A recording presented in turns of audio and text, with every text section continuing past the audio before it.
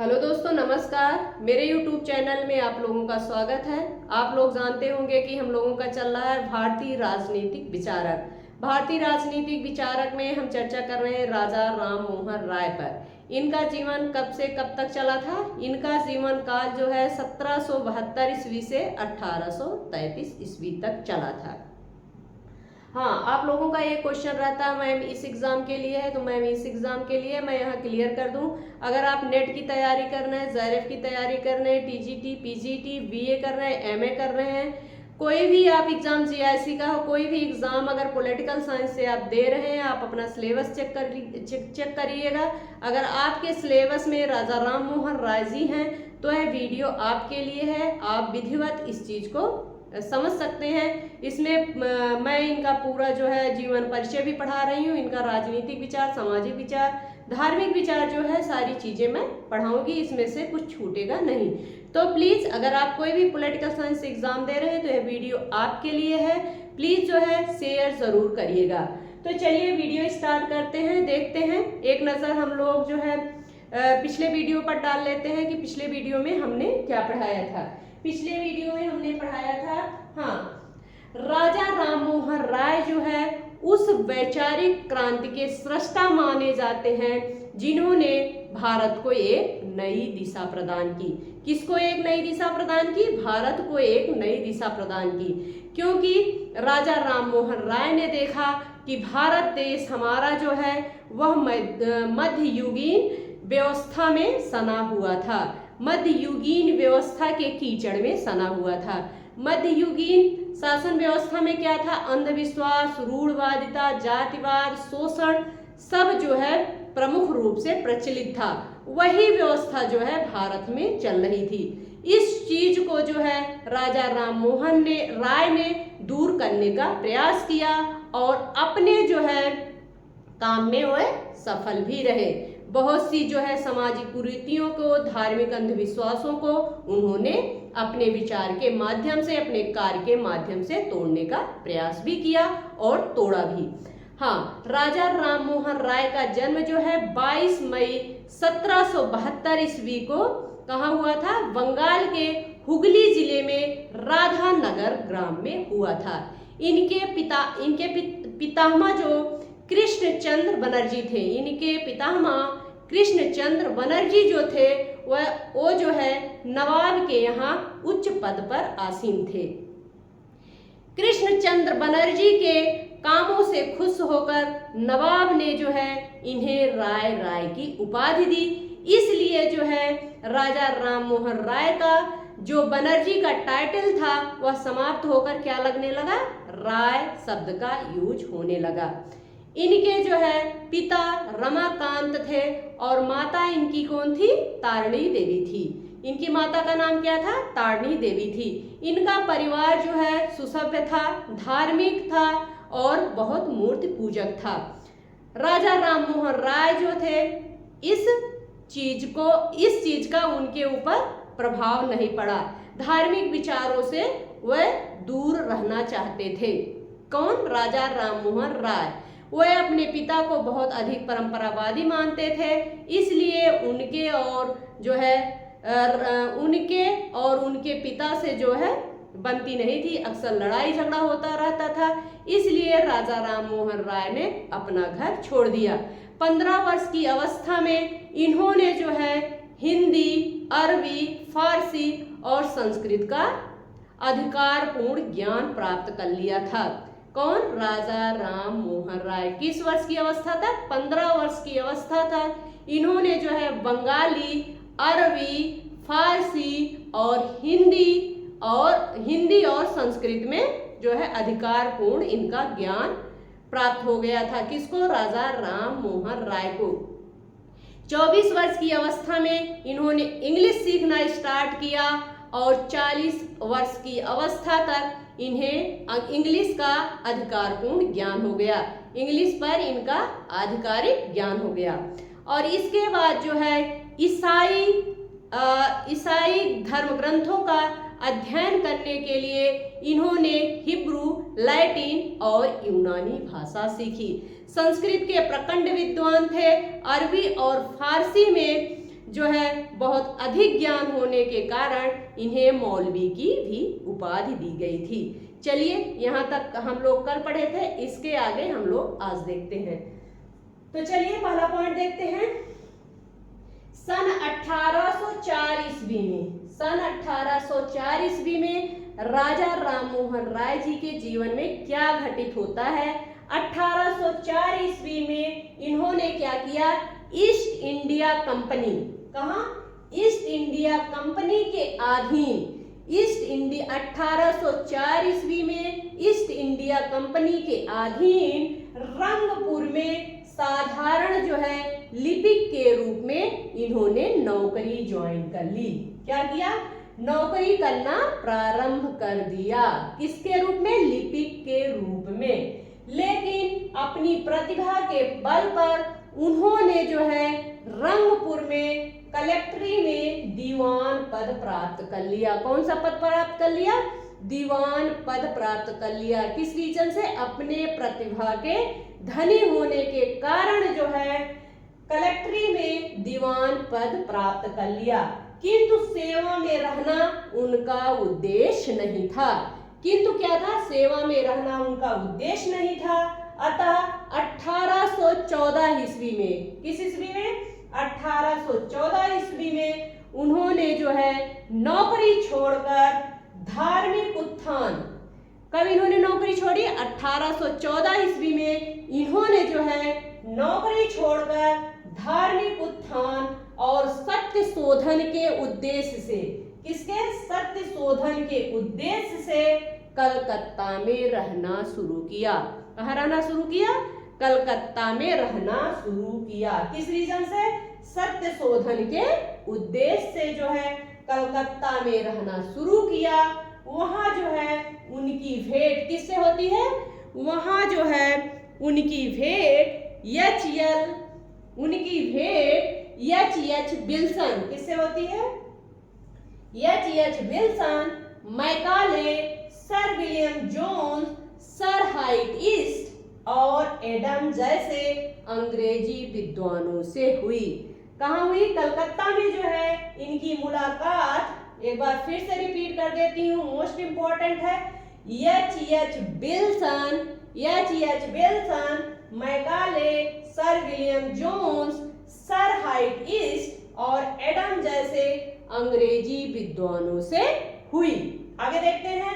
1815 ईस्वी में उन्होंने जो है ब्रह्मसूत्र का, कब, 1815 ईस्वी में जो है उन्होंने जो है ब्रह्मसूत्र का बंगाल में अनुवाद बंगला में जो है अनुवाद प्रकाशित किया। किसका, बंगला में अनुवाद प्रकाशित किया राजा राममोहन राय ने 1815 ईस्वी में ब्रह्मसूत्र का जो है बंगला में जो है अनुवाद प्रकाशित किया। और 1816 ईस्वी में केन तथा ईसो उपनिषद का बंगला तथा अंग्रेजी में अनुवाद किया।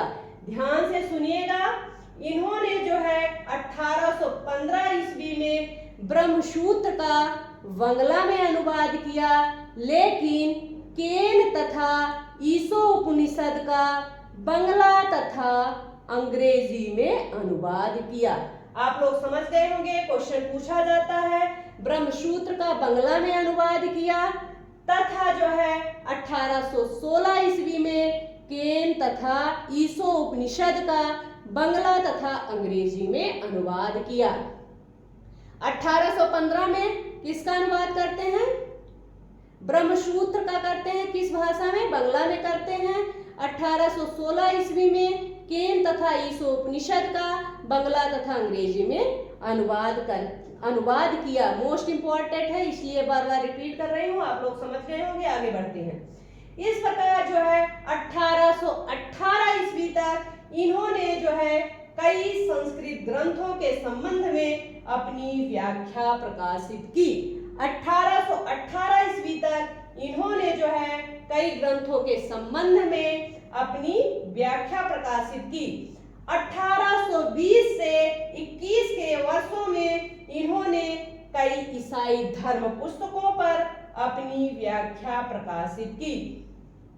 1818 तक इन्होंने कई संस्कृत ग्रंथों के संबंध में अपनी व्याख्या प्रस्तुत की, लेकिन 1820 तथा 21 के वर्षों में इन्होंने कई ईसाई धर्म, ध्यान दीजिएगा आप लोग, ईसाई धर्म पुस्तकों पर अपनी व्याख्या प्रकाशित की। आप लोग समझ गए होंगे, आगे बढ़ते हैं। जिसने काफी विवाद उत्पन्न कर दिया, जिसने क्या किया, काफी विवाद उत्पन्न कर दिया, नारी अधिकार, भाषण स्वतंत्रता और समाचार पत्रों की स्वतंत्रता आदि के लिए इन्होंने क्या किया, निरंतर संघर्ष किया। किस चीज के लिए इन्होंने निरंतर संघर्ष किया? नारी अधिकार, नारी अधिकार, भाषण स्वतंत्रता, नारी अधिकार, भाषण स्वतंत्रता, समाचार पत्रों की स्वतंत्रता आदि के लिए इन्होंने क्या किया, निरंतर संघर्ष किया। नारी अधिकार, भाषण स्वतंत्रता, समाचार पत्रों के लिए इन्होंने जो है निरंतर संघर्ष किया। इन्होंने जो है बंगला में, ध्यान से समझिएगा, इन्होंने जो है बंगला में संवाद कौमुदी, बंगला में, बंगला भाषा में संवाद कौमुदी तथा फारसी, क्वेश्चन पूछा जाता है, मोस्ट इंपॉर्टेंट है, फारसी भाषा में मिरात उल अखबार नामक 2 पत्र निकाले। किस किस भाषा में? इन्होंने जो है बंगला में संवाद कौमुदी तथा फारसी में मिरात उल नामक 2 पत्र निकाले। कौन निकाला? राजा राम मोहन राय ने।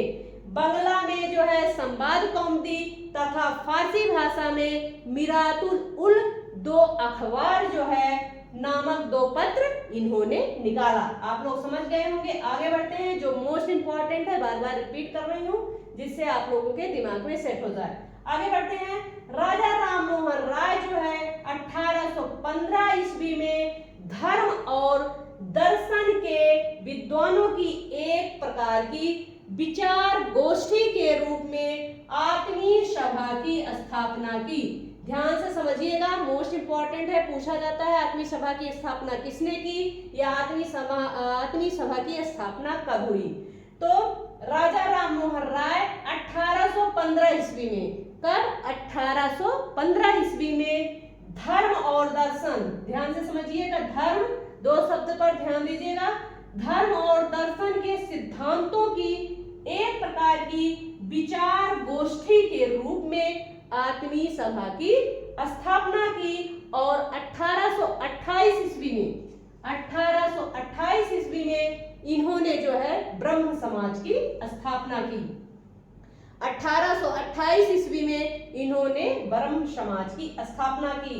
1815 ईस्वी में धर्म और दर्शन के विद्वानों की एक प्रकार की विचार गोष्ठी के रूप में आत्मीय सभा की स्थापना की। 1828 ईस्वी में इन्होंने क्या किया? ब्रह्म समाज की स्थापना की।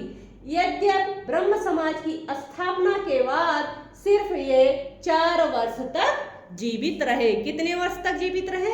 सिर्फ 4 वर्ष तक जीवित रहे ब्रह्म समाज की स्थापना के बाद। यहां तक आप लोग समझ गए होंगे। आगे बढ़ते हैं। बुद्धिवाद और उदारवाद के इस यात्री ने 15 नवंबर 1830 को, 15 नवंबर 1830 ईस्वी को समुद्री मार्ग से इंग्लैंड प्रस्थान किया। कौन किया? राजा राम मोहन राय, जिन्हें जो है बुद्धिवाद और उदारवाद का महान समर्थक माना जाता है। और इन्हें बुद्धिवाद और उदारवाद के इस यात्री ने 15 नवंबर जो है 1830 ईस्वी को समुद्री मार्ग से इंग्लैंड प्रस्थान किया। इंग्लैंड पहुंचने पर क्या होता है? उनका हार्दिक स्वागत किया जाता है। इंग्लैंड पहुंचने पर उनका हार्दिक स्वागत किया जाता है। विख्यात अंग्रेज दार्शनिक और विधि सुधारक जेरेमी बेंथम, किससे? अंग्रेज दार्शनिक और विधि सुधारक जेरेमी बेंथम से इनकी घनिष्ठ मैत्री हो गई तथा स्वयं ब्रिटिश सरकार ने उनका सम्मान किया। स्वयं ब्रिटिश सरकार ने उनका सम्मान किया। उनके इंग्लैंड आवास काल के समय ही प्रथम सुधार अधिनियम ध्यान से समझिएगा, उनके इंग्लैंड आवास काल के समय कहाँ आवास, उनका निवास कहाँ था? इंग्लैंड में। जब इंग्लैंड में वो निवास कर रहे थे उस समय जो है प्रथम सुधार अधिनियम 1832 पारित हुआ। प्रथम सुधार अधिनियम कब पारित हुआ? 1832 ईस्वी में पारित हुआ, जब जो है राजा राम मोहन राय इंग्लैंड में आवास कर रहे थे। उन्होंने जो है इसका क्या किया? स्वागत किया। कौन स्वागत किया? राजा राम मोहन राय ने इसका जो है जमकर स्वागत किया और कहा कि यह उत्पीड़न अन्याय तथा अत्याचार पर स्वतंत्रता, न्याय और समेकता की विजय है। किसने कहा? राजा राम मोहन राय ने 1832 जब अधिनियम पारित हुआ उसके बारे में उन्होंने कहा कि यह उत्पीड़न, अन्याय तथा अत्याचार पर स्वतंत्रता और न्याय की समैक्यता की विजय है। आप लोग समझ गए होंगे। आगे बढ़ते हैं। राम मोहन राय इंग्लैंड से कहाँ जाते हैं? फ्रांस गए। राजा राम मोहन राय इसके बाद जो है इंग्लैंड से फ्रांस गए और वो जो है वहाँ क्या हो जाता है? बीमार पड़ जाते हैं। क्या पड़ जाते हैं? बीमार पड़ जाते हैं। कहाँ बीमार पड़े? फ्रांस में जाकर, इंग्लैंड से जाते हैं और फ्रांस में बीमार पड़ जाते हैं और पुनः जो है वो कहाँ लौट आते हैं? इंग्लैंड लौट आते हैं। इंग्लैंड लौट आए और 20 सितंबर 1833 ईस्वी को ब्रिस्टल में उनका स्वर्गवास हो जाता है। इनका स्वर्गवास कब हुआ? 20 सितंबर 1833 ईस्वी को ब्रिस्टल में उनका स्वर्गवास हुआ। इंग्लैंड से फ्रांस जाते हैं, फ्रांस में बीमार पड़ जाते हैं और फिर फ्रांस से कहाँ चले जाते हैं? इंग्लैंड चले जाते हैं और इंग्लैंड के ब्रिस्टल में जो है 20 सितंबर 1833 ईस्वी को इनकी मृत्यु हो जाती है। इसके बाद जो है अगले वीडियो में हम लोग इनके राजनीतिक विचार पढ़ेंगे। धन्यवाद। प्लीज मेरे लिए एक शेयर जरूर करिएगा।